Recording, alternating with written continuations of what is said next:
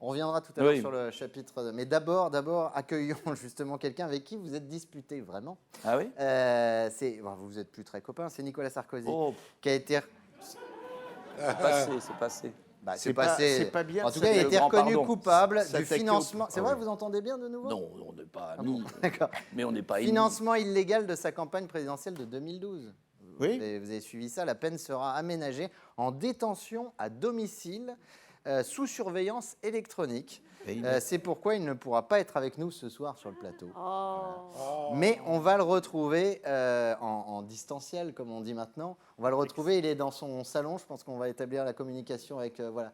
Ah, il n'a pas l'air d'être là. Nicolas Sarkozy, est-ce que vous m'entendez? Oui, j'arrive.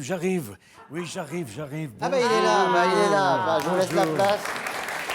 Monsieur Sarkozy. Pardon. Je ne peux pas me fâcher avec quelqu'un qui s'appelle Nicolas. Oui, ça c'est vrai. Mais c'est très étonnant. Comment vous avez fait? Parce que vous ne pouvez pas circuler librement. Ah oui, non. J'ai mon passe. Vous ne croyez pas quand même qu'en tant que spécialiste des tours de passe-passe financiers, je ne vais pas me laisser impressionner par un passe sanitaire. Hein. Parce que, vous voulez que je vous dise? Oui. Eh ben, je vais vous le dire. Je trouve ça vraiment pénible d'avoir à sortir son machin à chaque fois qu'on veut rentrer quelque part. Hein. Du coup, samedi prochain, je mets mon gilet jaune et je vais manifester avec mes potes Francis Lalanne et Jean-Marie Bigard. Et Nicolas Dupont-Aignan, du coup. Bien sûr, on sera mais tous monsieur là. Sarkozy, vous êtes assigné à résidence. Alors comment avez-vous fait pour sortir de chez vous ce soir? Par la porte. C'est pas bête. Mais vous n'étiez pas censé avoir un bracelet électronique? Ah oui, bien sûr, je l'ai. Bah, tenez, je vous le montre, regardez. Voilà. Il est joli. Regardez comme il est beau. joli. Ah ben, c'est très joli. je tiens à dire que la justice, elle m'a pas fait de Cartier. Alors je m'en suis offert un, de chez Cartier, justement, vous voyez. Mais il n'est pas censé biper quand vous sortez de chez vous? Ah non. Celui-là, il bip que quand vous arrivez à moins de 500 mètres du Fouquet's.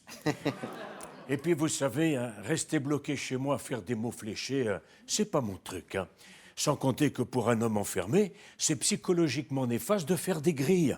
Même des grilles de mots croisés. Quant au sudoku, hein, j'y arrive pas. C'est comme pour mes comptes de campagne. Il y a toujours des chiffres qui dépassent des cases. Alors du coup, vous restez donc chez vous la majeure partie du temps. C'est plutôt sympa. Non? Ah ben ouais, comment ça c'est cool? C'est pas cool du tout. On voit que c'est pas vous qui êtes obligé de vous farcir les odeurs de bouffe italienne de ma Carlita, hein. Ah ben la sauce tomate, je peux plus l'avoir en peinture, hein. Surtout que je rappelle que moi, j'aime la grande peinture. Comme Chagall ou Picasso. Non, comme Tintin et Milou. Je collectionne les lithographies d'Hergé. Dernièrement, j'ai fait l'acquisition d'une sculpture extraordinaire. Je passe des heures à la contempler. Oui, c'est qui? De Claudel, de César? Non, c'est un capitaine ad hoc sculpté dans de la croûte de Babybel. C'est que je suis un vrai esthète, moi, monsieur. Comme je l'explique d'ailleurs dans mon dernier ouvrage. Ah, vous voulez parler de votre livre Promenade? Je vais vous dire une chose, ça me gêne. Non, je suis pas venu pour ça, vous savez. Parce que, vous voulez que je vous dise? Oui. Ah ben, je vais vous le dire. Je suis trop pudique pour en parler de mon livre, Promenade, qui est consacré à mon intérêt pour l'art, la culture et les artistes, et qui est en vente 29 €, payable en liquide, de la main à la main dans les coulisses. Non, maintenant, comme je peux plus sortir, hein, Promenade, c'était peut-être pas un bon titre, Ça, c'est finalement. sûr. Ça a quand même dû vous faire un coup, ce qui vous arrive. Un coup? Mais pire que ça, je suis anéanti. J'avais beaucoup d'espoir, franchement, beaucoup d'espoir. Vous savez, je pensais qu'enfin la vérité allait éclater et que je serais reconnu à la face du monde. Et puis quand la sentence est tombée, ce fut comme le coup de poignard dans le dos qui a tiré la balle sur la voiture du président Kennedy sous le pont de l'Alma. Je vais vous dire, j'ai pas dégringolé de l'armoire, hein, parce que j'ai jamais réussi à grimper aussi haut, mais j'ai failli tomber de mes talonnettes. Enfin, j'espère que ce sera pour l'année prochaine, quand Vous voulez même. parler de votre appel dans l'affaire Big Malion? Il sera jugé l'année prochaine? Je vous parle pas de l'affaire Big Malion, moi.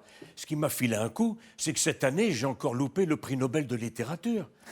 Non, mais franchement, je vais vous dire, qui c'était qu'il connaît, ce Tanzanien, là, hein? Abdul Razak Gurnah. Il a écrit quoi? Adieu Zanzibar. Eh ben, si c'est ça, moi, je vais écrire Bonjour Carambar.